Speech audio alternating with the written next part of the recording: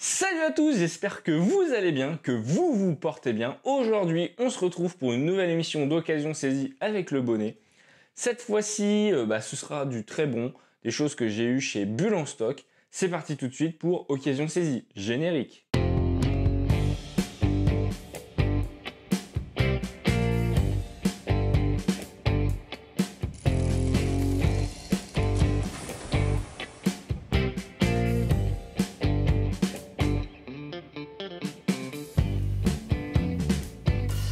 Salut à tous les amis, du coup voilà, comme je vous le disais dans la petite intro, c'est des occasions que j'ai eues chez Bulle en stock. Alors cette fois-ci maintenant, attendez-vous à avoir moins d'achats en même temps sur les émissions, ce sera des émissions un peu plus courtes.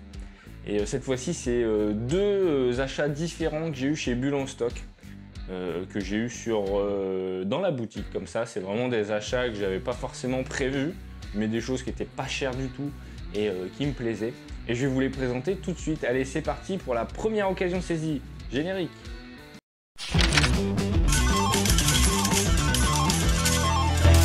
Pour cette première occasion saisie, on se retrouve avec une occasion, comme je vous l'ai dit juste avant, que j'ai eu chez Bulle en stock dans les rayons. Et je pensais en fait acheter quelque chose d'un certain scénariste qui s'appelle Jonathan Hickman. Sans trop vous le recommander, il a fait des bonnes choses chez les X-Men, mais pas uniquement. Et en fait, je cherchais un titre dont l'ami Zuzman m'avait parlé. Et en fait, je me suis totalement gouré, c'était pas le même titre. Et en fait, c'est un titre qui est sorti chez Delcourt aussi, pour le coup. Je confondais avec News, je crois que c'est le nom du titre que je cherchais. Et en fait, je suis tombé sur un autre titre de Jonathan Hickman, et au dessin, c'est Nick Pitara, que je ne connaissais pas du tout avant. Et c'est un dessin assez particulier, ça fait assez franco-belge.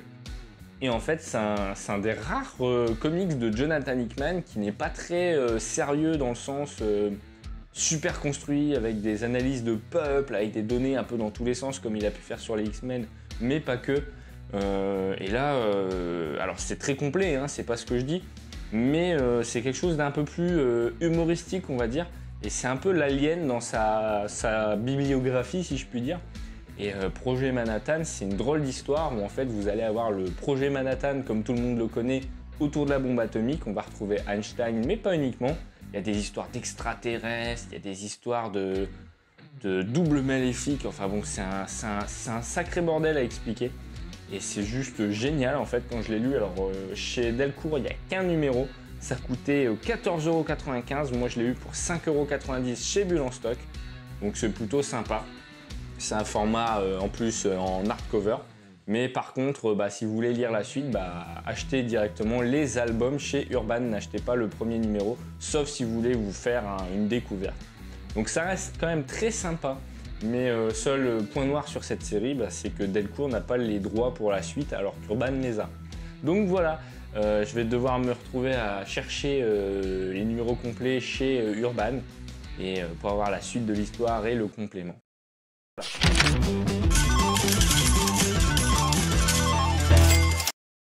Et c'est parti pour la deuxième et dernière occasion saisie de l'émission. Cette fois-ci, c'est deux kiosques que j'ai eu dans un lot. Un lot autour de Captain America Reborn. C'était des kiosques qui étaient édités en hors-série dans la série Marvel Icons. Donc si ça vous parle, je pense que ceux qui ont acheté des kiosques à la grande époque jusqu'à début des années 2010, vous avez dû connaître Marvel Icons. Et là, il y avait les deux numéros de Captain America Reborn qui coûtaient 5,60 € et 5,40 € respectivement.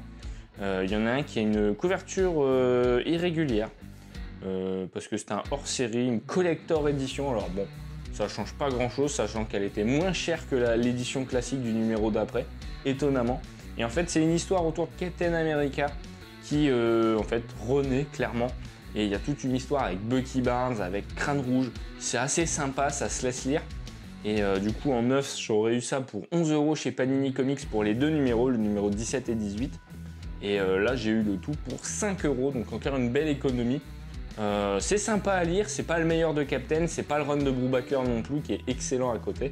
Mais ça reste un truc qui se laisse lire, qui est sympa, et à 5 €, pourquoi se priver? Donc voilà, j'ai pas grand chose de plus à vous dire sur le titre. On se retrouve tout de suite pour le bilan, c'est parti!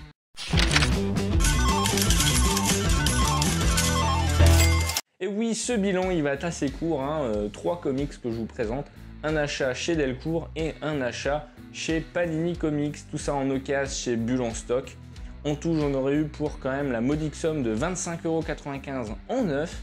Et là, je me retrouve avec tout simplement 2 kiosques et un hardcover pour tout simplement une économie faite de 15,05 €, ce qui est plutôt pas mal, sachant que j'ai dépensé 10,90 €. Donc c'est une bonne affaire, encore une fois.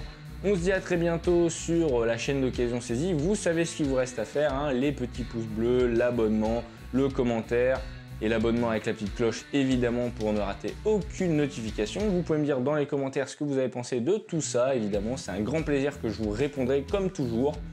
Et puis sinon vous pouvez partager la vidéo pour soutenir la chaîne, c'est le meilleur moyen pour nous soutenir. Donc voilà, je vous dis à très bientôt, j'espère que vous prendrez soin de vous, que vous passerez de très bonnes fêtes de fin d'année. Et puis on se retrouve le 25 au lieu du 30 pour la prochaine émission. Donc prenez soin de vous, prenez soin de vos proches, ayez plein de cadeaux, ayez l'œil le bon pour faire des bonnes affaires si vous avez des sous de mémé. Et puis en plus profitez-en en ayant l'œil le bon partout où vous irez et chassez du comics.